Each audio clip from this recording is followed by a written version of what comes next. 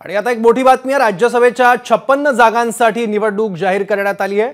15 राज्यातील 56 जागांसाठी 27 फेब्रुवारीला मतदान होणार आहे आणि यात महाराष्ट्रातील 6 जागांचा समावेश आहे। देशभरातील एकूण जागा आहेत 56 आणि 15 राज्यांमध्ये या 56 जागा विभागलेल्या आहेत। त्यात महाराष्ट्रातील 6 जागांचा समावेश आहे आणि या एकूण सर्व 56 जागांसाठी 27 फेब्रुवारीला मतदान होणार आहे। राज्यसभेच्या या सगळ्या 56 जागा आहेत ज्यासाठी निवडणूक कार्यक्रम जाहीर करण्यात आला आहे। आणखी माहिती घेऊ आपले प्रतिनिधी सोमेश कोलगेकडून। सोमेश, हे आत्ताच आपल्याला जी माहिती मिळते त्यानुसार निवडणूक आयोगाने 56 जागांसाठी राज्यसभेच्या निवडणुका जाहीर केल्यात। त्यामध्ये महाराष्ट्रातील 6 जागा आहेत। या 6 जागांवरती 2 एप्रिल 2024 ला या सगळ्यांची टर्म संपते।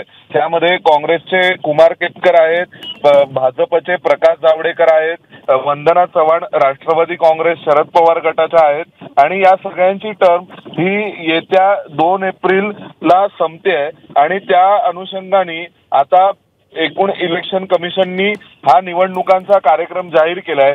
त्यामध्ये सर्वसाधारणपणे 28 फेब्रुवारीला 27 फेब्रुवारीला निवडणुका मतदान होईल आणि 29 फेब्रुवारीला इलेक्शनचा कार्यक्रम संपूर्ण होईल। 27 फेब्रुवारीलाच संध्याकाळी 5 वाजता मतांचं काउंटिंग होणार आहे। त्यामुळे आता जे महाराष्ट्रामधली परिस्थिती आहे त्या पार्श्वभूमीवर या निवडणुका फार महत्त्वाच्या आहेत। कारण शिवसेना शिंदेची असतील, शिवसेना उद्धव ठाकरेंची असेल, राष्ट्रवादी काँग्रेसचे 2 गट पडलेले आहेत आणि अशा पार्श्वभूमीवर आमदार कोणाला मतदान करणार हे महत्त्वाचं असेल।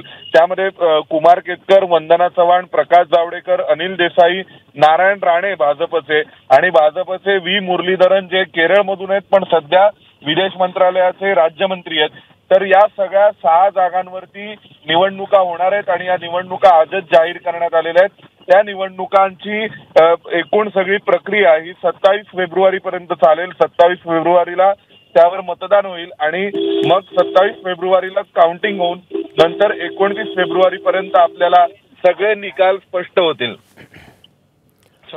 ठीक आहे सुमेश, धन्यवाद या माहितीसाठी। तर 15 राज्यातील 56 जागा आहेत ज्यासाठी हे मतदान होणार आहे आणि यात महाराष्ट्रातील 6 जागांचा समावेश आहे। तर महाराष्ट्रातल्या कोणत्या जागा रिक्त होत आहेत? कुमार केतकर काँग्रेस, राष्ट्रवादी काँग्रेसमधून वंदना चव्हाण, भाजपचे प्रकाश जावडेकर, ठाकरे गटाचे अनिल देसाई,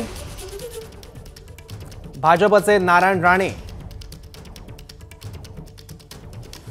तर भाजपचेच व्ही मुरलीधरन। एबीपी माझा, उघडा डोळे बघा नीट।